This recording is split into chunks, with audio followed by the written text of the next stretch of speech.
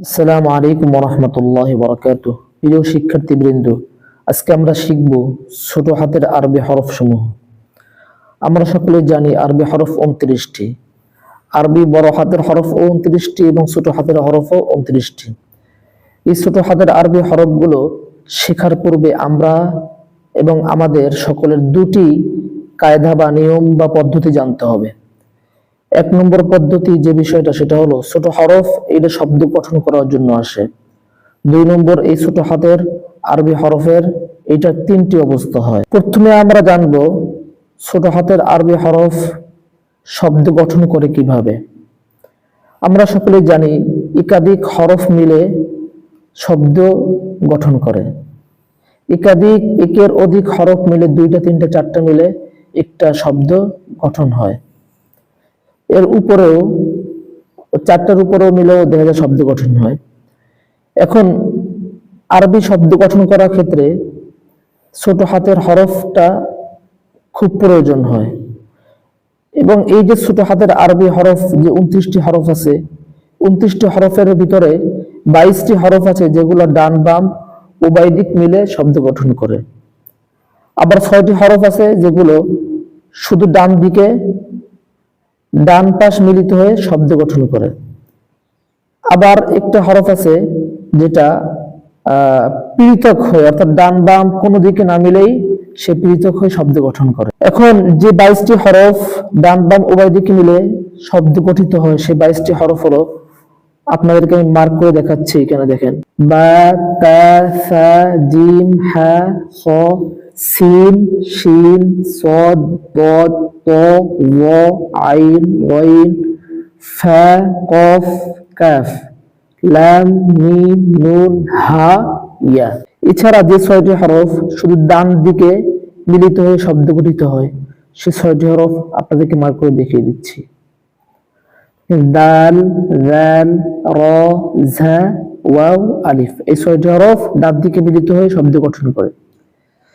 তারপরে যে হরফটি কোনো দিকে না মিলে পৃথক থেকে শব্দ গঠন করে সে হরফটি হলো এই যে দেখেন হামজা। হামজা হরফটি কারোর সাথে না মিলে পৃথক থেকে শব্দ গঠিত হয়। এখন 2 নম্বর বিষয়, 2 নম্বর কায়দা হলো আপনার এই ছোট হাতের আরবি হরফ শব্দ গঠন করার ক্ষেত্রে এটা 3টি অবস্থা থাকে। 1 নম্বর, এই আরবি 29টি হরফ শব্দের শুরুতে আসলে কেমন হবে, শব্দের মাঝখানে আসলে কেমন হবে এবং শব্দের শেষে আসলে কেমন হবে। এই দুইটা কায়দা আমাদের মাথায় রেখে আমরা আরবি ছোট হাতের হরফগুলো এইখান থেকে ইনশাআল্লাহ শিখব। এবং এই যে ছোট হাতের আরবি হরফ যেগুলো আছে এগুলি আমরা 6টি স্টেপ পড়ব। কয়টি স্টেপ? 6টি স্টেপ পড়ব। 1 নম্বর স্টেপ শুরু থেকে শেষ। শুরু থেকে শেষ যেমন ধরেন এইখানে আপনারা দেখেন যেমন পূর্ণ আলিফ। এইখানে যে আমরা যে আরবি হরফের 3টি অবস্থা জানবো, শুরু অবস্থা, শেষের অবস্থা, মাঝের অবস্থা। আর একটা অবস্থা হলো পূর্ণ আলিফ অর্থাৎ আরবি বড় হাতের হরফগুলি। মোট 4টি অবস্থা এখানে আমরা শিখব। তারপর থেকে আমরা 3টি অবস্থা আমরা গুরুত্ব দিব, একটি অবস্থা আমরা পূর্বে শিখে এসেছি পূর্ব ক্লাস থেকে। এইটা আমরা সহজে এরকম ভাবে পড়তে পারি যে পূর্ণ আলিফ, শুরুর আলিফ, মাঝের আলিফ, শেষের আলিফ। শুরু আলিফের উদাহরণ দেখেন এই যে দেওয়া হয়েছে শুরু আলিফের উদাহরণ। আবার এই যে মাঝের আলিফ এটার উদাহরণ এইখানে দেওয়া হয়েছে যে আলিফটা মাঝে আসলে কেমন হবে। যেমন দেখেন কফ আলিফ লাম। এবং শেষের আলিফ এটার উদাহরণও এইখানে দেওয়া হয়েছে, আলিফটা শেষে আসলে কেমন হবে। আমরা এখান থেকে জানতে পেরেছি যে মাঝের আলিফ এবং শেষের আলিফের অবস্থা হুবহু একরকমেরই হয়। এগুলো আমরা প্রত্যেকটা হরফ এগুলো আমি যে পড়াবো আপনার এরকম পড়ে ইনশাআল্লাহ ঠিক করে নেবেন। তাহলে চলুন আমরা এখন শুরু থেকে শুরু করি, আমরা কে প্রত্যেকটা হরফ পড়বো। শুরুতে আসুন, প্রথম যে স্টেপ সেটা আপনাদেরকে শিখাচ্ছি, অর্থাৎ ডান থেকে বাম, উপরের লাইনের প্রত্যেকটা লাইনের ডান থেকে বাম। পূর্ণ আলিফ, শুরুর আলিফ, মাঝের আলিফ, শেষের আলিফ। শুরুর আলিফ, মাঝের আলিফ, শেষের আলিফ। এরকম ভাবে আমরা ইয়া পর্যন্ত পড়ে যাব। পূর্ণ বা, শুরুর বা, মাঝের বা, শেষের বা। শুরুর বা, দেখছেন শব্দের শুরুতে বাটা আসলে কেমন হয়, যে দেখেন, দেখছেন। তারপরে দেখেন মাঝের বা, দেখেন মাঝের বা, দেখছেন, এই যে দেখেন মাঝের বা, উভয় দিকে মিলে আসছে, এটা হলো মাঝের বা। তারপর দেখেন শেষের বা, শেষের বা, দেখছেন শেষের বাটা কেমন হয়েছে। এরকম প্রত্যেকটা হরফ দেখে দেখে আমাদের ইয়ে পর্যন্ত বুঝতে হবে। পূর্ণতা, শুরুর তা, মাঝের তা, শেষের তা। শুরুর তা, মাঝের তা, শেষের তা। এরকম ভাবে আমরা ইয়ে পর্যন্ত পড়তে পড়তে যাব। পূর্ণ সা, শুরুর সা, মাঝের সা, শেষের সা। আমরা সকলে জানি সা কোথা থেকে উচ্চারিত হয়, জিহ্বার আগে উপরে দুই আগার সাথে লাগিয়ে সা। এই উচ্চারণগুলো আমাদের প্রথম ক্লাস থেকে, অর্থাৎ বড় হাতের আরবি হরফগুলো এখান থেকে আমাদের শিখে আসতে হবে। তাহলে এখানে আসলে আপনি যদি উচ্চারণ ঠিক করতে চান, তখন আপনি এটা বুঝবেন, আপনার জন্য কঠিন হয়ে যাবে। যেন প্রত্যেকটা ক্লাস আমরা খুব মনোযোগ দিয়ে শিখে শিখে শিখে শিখে সামনে আগাবো ইনশাআল্লাহ। শুরুর সা, মাঝের সা, শেষের সা। আমি আপনাদেরকে শুধুমাত্র প্রথম স্টেপটা সুন্দর করে দেখিয়ে দিচ্ছি, তারপর দ্বিতীয় স্টেপগুলা আমি বলে দেবো, আপনারা ওইভাবে শেষ পর্যন্ত শিখে যাবেন ইনশাআল্লাহ। পূর্ণ জিম, শুরুর জিম, মাঝের জিম, শেষের জিম। শুরুর জিম, মাঝের জিম, শেষের জিম। পূর্ণ হা, শুরুর হা, মাঝের হা, শেষের হা। শুরুর হা, মাঝের হা, শেষের হা। পূর্ণ খ, শুরুর খ, মাঝের খ, শেষের খ। শুরুর খ, মাঝের খ, শেষের খ।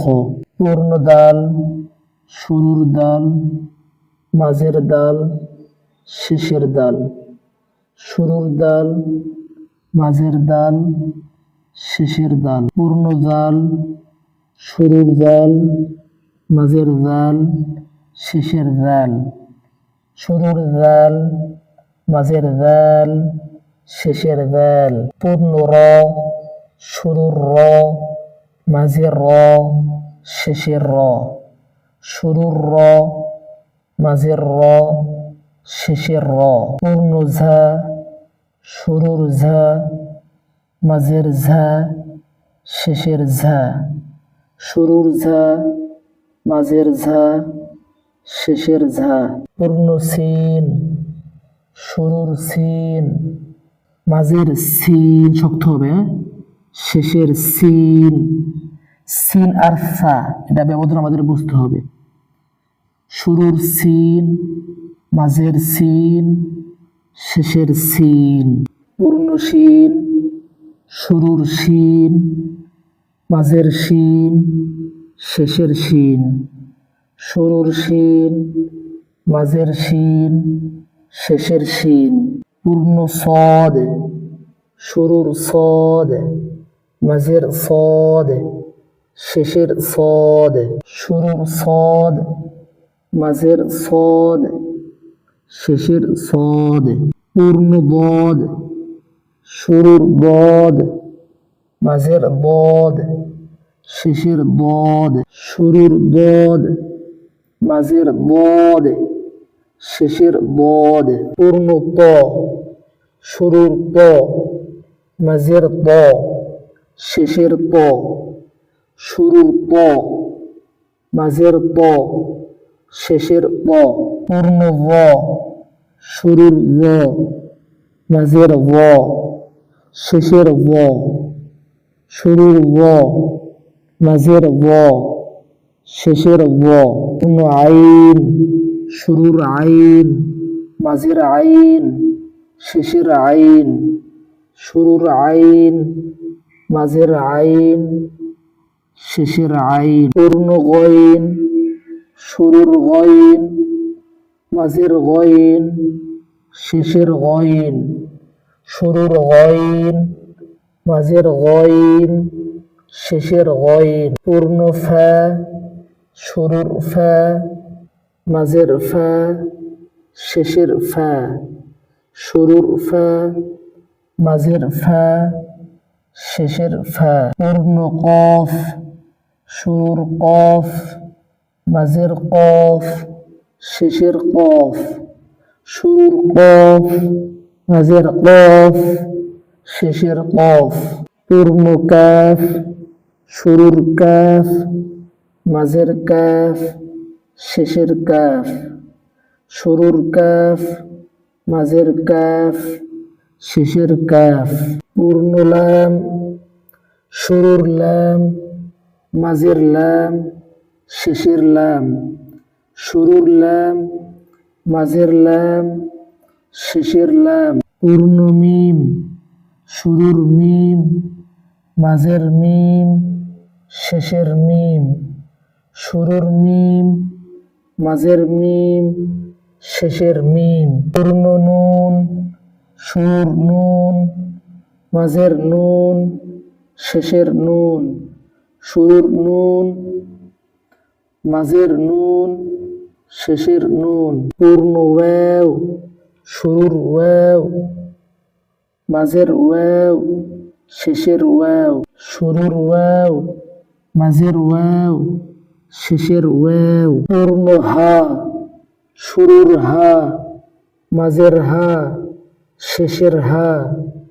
শুরুর হা, মাঝের হা, শেষের হা।